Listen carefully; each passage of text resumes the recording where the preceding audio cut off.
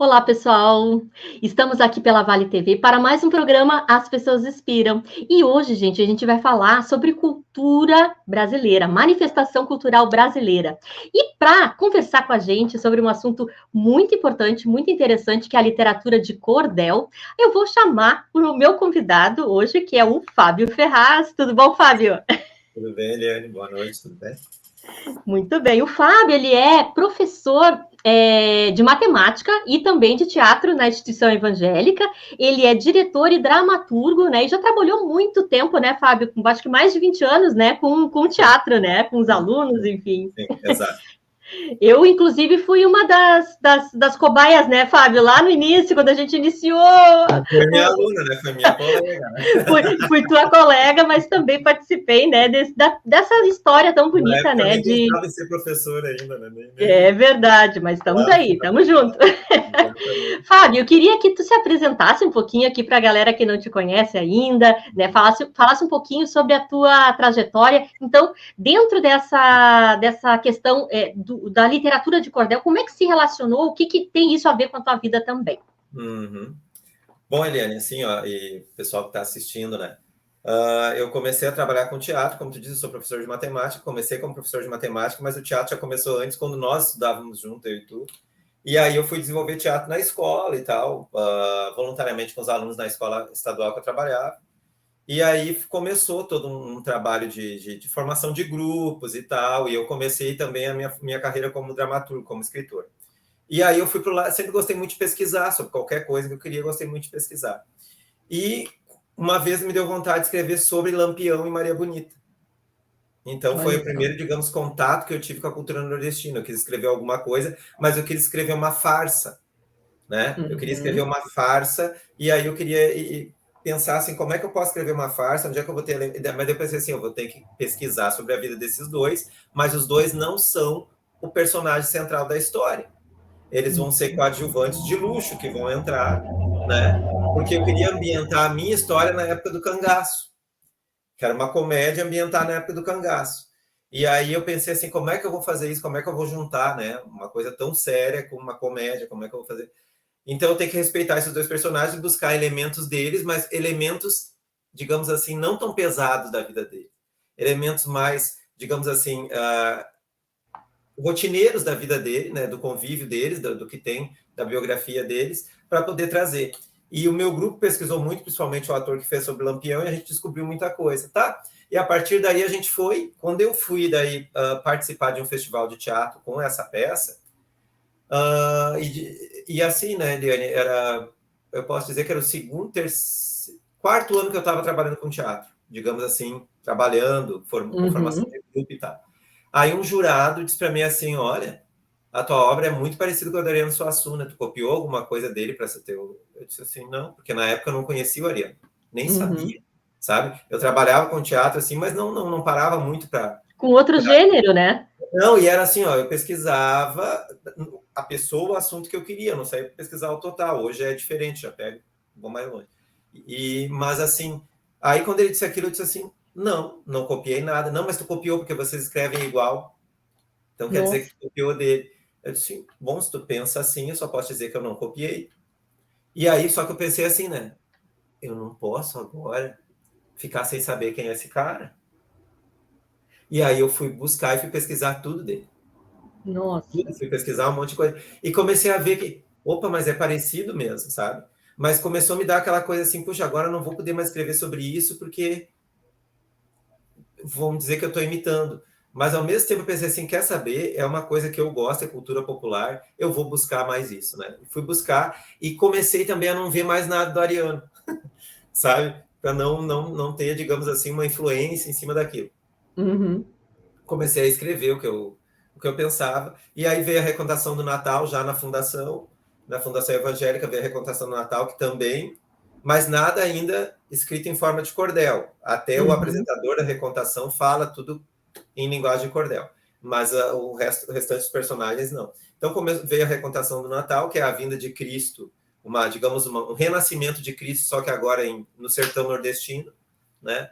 E onde um anjo tem a função de proteger esse Cristo que está vindo nascer, porque o diabo vai querer matar essa criança para que Cristo não renasça de novo. porque o mundo está tão bagunçado, está tão bom, que não vale a pena Cristo voltar agora, né? E aí, bom na visão do diabo, né, no caso. E aí tá, escrevi, só que assim, né, Eliane, não pesquisando muito sobre cordel. Era o que eu tinha de ideia, que eu queria contar uma história, trazendo folclore nordestino e tal. Só que aí eu fui vendo alguns elementos e fui vendo que eu comecei a usar elementos do alto do Gil Vicente, que é um autor medieval, né, início de Idade Moderna. Pensei assim, nossa, mas tem alguma coisa por aí tudo. E daí foi. E aí depois, em 2017, eu escrevi A Vida Vivida de Zé Beré, daí em cordel. Aí eu fui pesquisar muito sobre cordel, como é que se escrevia, como é que se fazia. E aí eu disse para o meu grupo assim, ó, gente, a gente já está vindo nessa questão de pesquisa popular já há algum tempo. Então, quem sabe a gente monta um cordel, vou trazer vários cordéis aqui. E aí, como eu tenho livros de cordel e tal, por causa da pesquisa, eu disse assim, eu vou trazer vários, e vocês vão escolher um cordel. Só que no meu, eu botei o meu, que eu escrevi, sem dizer meu nome, sem nada, né? Tanto que eu fiz assim, eu peguei o livrinho de cordel, fiz cópia, né? E entreguei as cópias para eles, junto com a cópia do meu, escrita na mesma forma que estavam aqueles cordéis escritos. E aí eles leram, fizemos uma tarde ali de leitura, tal, dentro do grupo. Eles disseram, não, e aí foram votar, começaram a votar, deu o meu texto. Nossa! E aí eles disseram assim, nós queremos esse daqui e tal. Daí eu disse assim, esse aí fui eu que escrevi, né?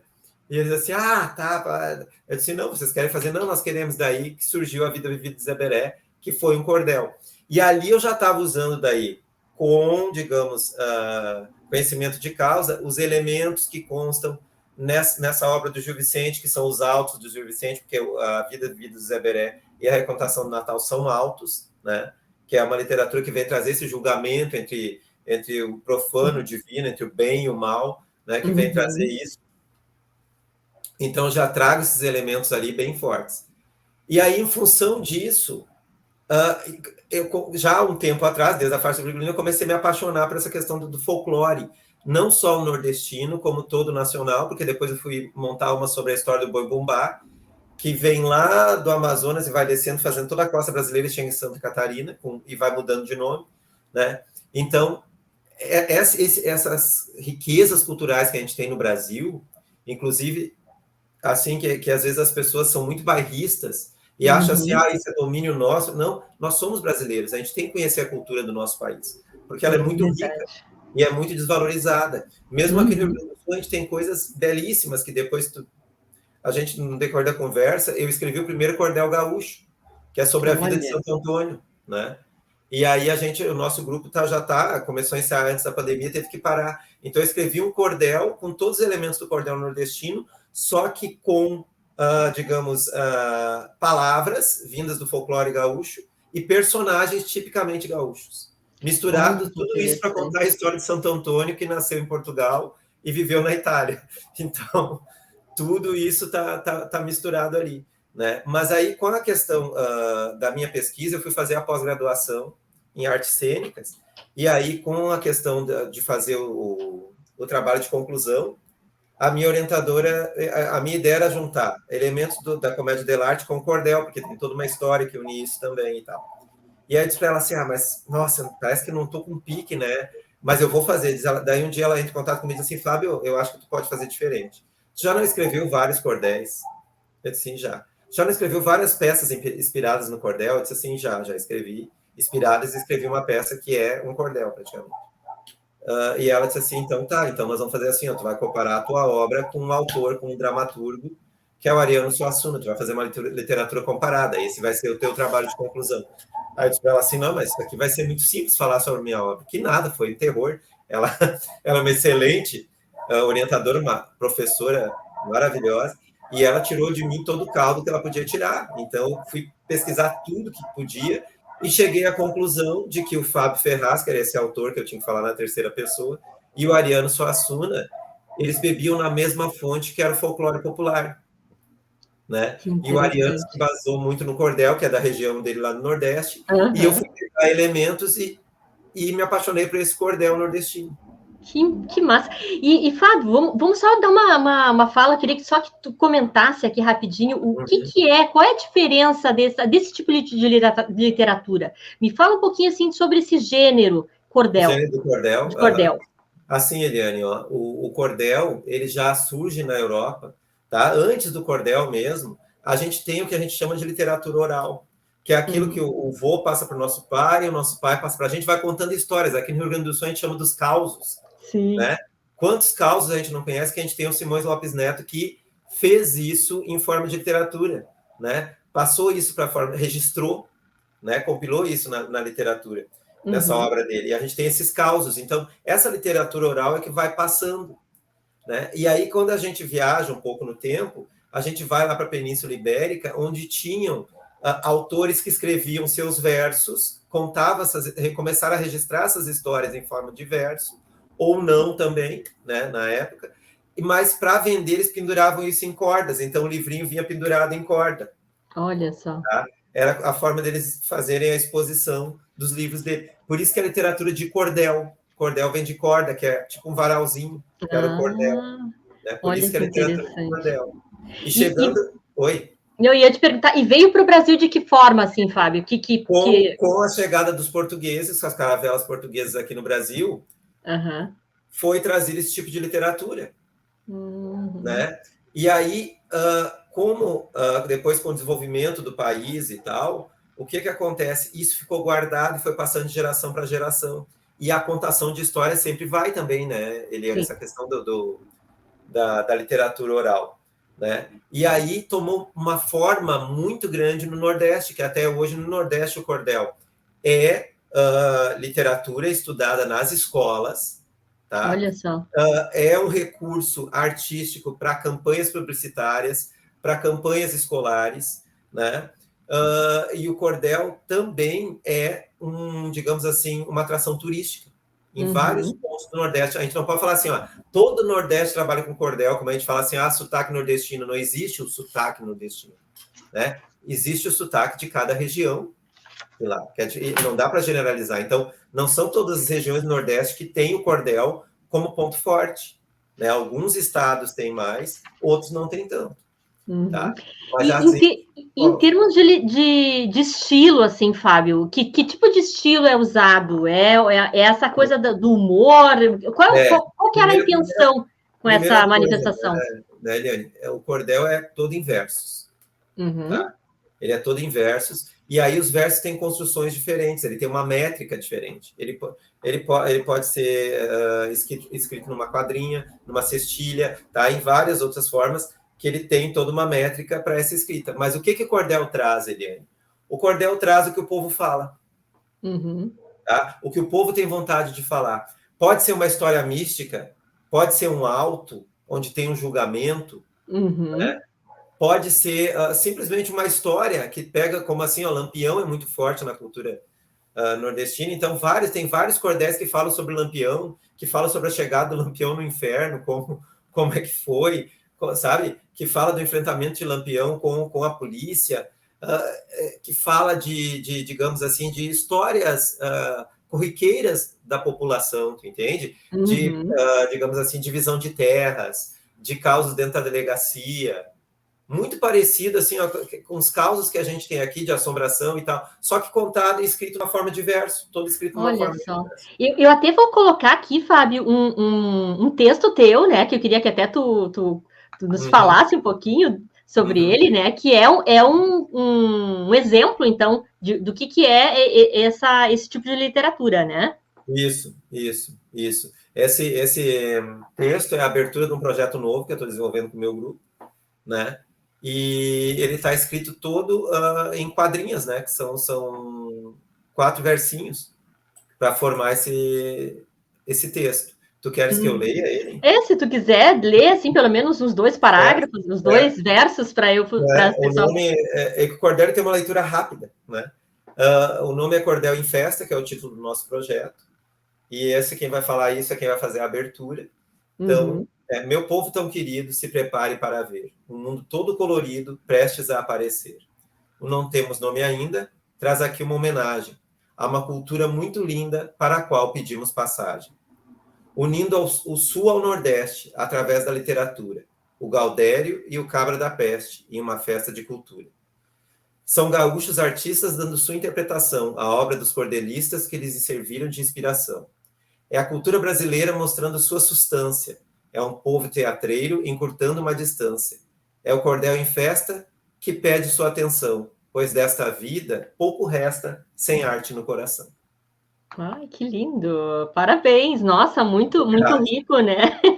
E o mais legal, né? Tu comentaste já antes até, Fábio, que eu acho que é muito é de uma sensibilidade, né? Trazer, provocar essa mistura, né? Essa Isso, conexão Nordeste com o Brasil, com o Rio Grande do Sul, né? Eu acho que isso. tu deve incentivar isso também com os teus alunos, né? Inclusive, Eliane, esse texto que vai ser colocado não vai ser falado, não vai trazer elementos nordestinos, porque todo projeto traz elementos, tá? Esse Uhum. projeto que a gente está desenvolvendo, o meu grupo de teatro, que é o projeto Cordel em Festa, a ideia é a seguinte: são atores gaúchos interpretando cordéis de cordelistas nordestinos, né? Não, nada que eu escrevi são cordelistas nordestinos, de livretos de cordel, que eles escolheram a passagem que eles queriam, mas que a gente não vai utilizar sotaque, nenhum sotaque de nenhuma região do Nordeste. Tá? Eles vão falar como os gaúchos falam, só que eles vão dar a interpretação dramática que aquele texto inspirou neles. Né? Uhum. E dentro do meu trabalho de direção e do João Vitor Eutz, que trabalha a questão de direção cinematográfica, porque é um projeto audiovisual, né? Então, como é que eles criaram essa versão deles? Só que esse texto que eu li vai ser um cara de bombacha, tá? Que vai ler como se fosse aquele declamador de versos gaúchos, Olha só. né? Para a gente poder aproximar essa questão de uma cultura com a Uhum. outra, né? E aí Que já é legal. também um passinho para a gente dar para o pessoal se acostumar para depois ver a história de Santo Antônio, que é gaúcho contando história em cordel. Que legal. E também tem o teu toque pessoal, né, Fábio? Eu acho que isso também é muito inspirador, né, para o artista, para aquele que cria, né, esse tipo Sim, de peça, tu que és dramaturgo, diretor, enfim, né? Então é o teu toque, né? O teu processo autoral também que deixa marcado, né? E eu sim, queria te sim. perguntar, Fábio, assim, ó, esse processo que vocês estão criando, isso é um projeto para o ano que vem? Quem está participando são os alunos? Quem são? Assim, ó, o projeto é do meu grupo, tá, de adultos, né, que são meus ex-alunos da INH, e Uhum. aí a gente tem o grupo, não temos nome ainda, e com a questão toda da pandemia, a gente fez projetos audiovisuais, e Uhum. como tem dois componentes do grupo que estudam cinema e Uhum. linguagem audiovisual, então a gente está se aproveitando Sim, desses unindo, né? componentes para a gente desenvolver dentro dessa área também essa questão da interpretação. E está sendo uma Uhum. experiência muito rica, porque é uma linguagem diferente, mas como os dois fizeram teatro, e o João Vitor Eutz, que é o diretor dessa parte, também atuou fazendo teatro e atua, ele também tem uma outra visão dentro da direção cinematográfica, da direção audiovisual. Ele tem esse crescimento dentro do teatro, né? Essa caminhada dele dentro do teatro, que vai trazer essa experiência dele ali. Então, é um Uhum. projeto feito com esse grupo. A gente não sabe se vai lançar no final desse ano ou início do ano que vem. Perfeito. A É gente que tu está em não, é fase, que tu não para, né, Fábio? Não adianta, né? a Cada. gente tá Eu em já. fase de gravações, né, Eliane? A gente está em fase de Sim. gravações. Tem toda a trilha sonora do Rafael Blum, que está sendo autoral para o projeto também, Ai, que inspirada legal. na musicalidade nordestina, né, dentro da cultura. E aí a gente está vendo isso. Sim, isso demora, enfim, né? E é um Sim, processo também sim. de criação, né, Fábio? A gente tem que respeitar também, né, todo esse processo e todas essas Todo é coisas importante. que É. acontecem, né, para colocar uma peça assim. Isso vai ser vai ser presencial ou vai ser todo Não, ele não. em Esse vai ser audiovisual? audiovisual. O Só Cordão em audiovisual Festa mesmo. vai ser audiovisual. Eu Ah, falei, perfeito. vai ser audiovisual, tá? Porque a gente vai lançar nas nossas plataformas digitais. Ah, No perfeito, perfeito. canal do YouTube, no Insta, a gente vai lançando, né, Muito nas bem. redes sociais. Fábio, e tu que tá assim, não sei como é que é a disseminação disso, assim, a gente pode dizer que tem muita gente fazendo esse tipo de trabalho, ou é um trabalho mais focado lá no Nordeste mesmo? Tem alguém aqui do Rio Grande do Sul que também trabalha com esse tipo de literatura, de teatro, Olha, para teatro? Eliane, eu sei que essa questão de trazer um pouco do Nordeste, de trabalhar um pouco da sonoridade e tal, tem um grupo em Taquara que trabalha, mas não digamos assim, como o nosso grupo trabalha com essa questão do cordel em si. Não é o cordel, é mais a questão da cultura, tá? Mas o cordel em si, e principalmente agora essa questão que a gente vai começar, essa experiência de misturar, é uma pesquisa nossa como grupo, né, que parte da minha pesquisa, e a questão também de misturar depois o Santo Antônio também é uma coisa minha como dramaturgo, né, e do meu grupo como grupo de teatro, que eu não tenho conhecimento de ninguém aqui no Sul que trabalhe, né? Sim. Fora aqui da região Sul tem mais pessoas que trabalham com cordel, né? E é uma coisa muito interessante, né? Eu também fiz manifestações culturais, né? O quanto realmente é importante a gente valorizar as coisas do Brasil, né? Eu sempre venho me questionando, né? Assim, o quanto realmente as pessoas não percebem de virtudes dentro do nosso próprio país, sabe? Me parece que é tudo muito lindo e maravilhoso fora, mas aqui a gente está cheio de coisas interessantes, né, Fábio?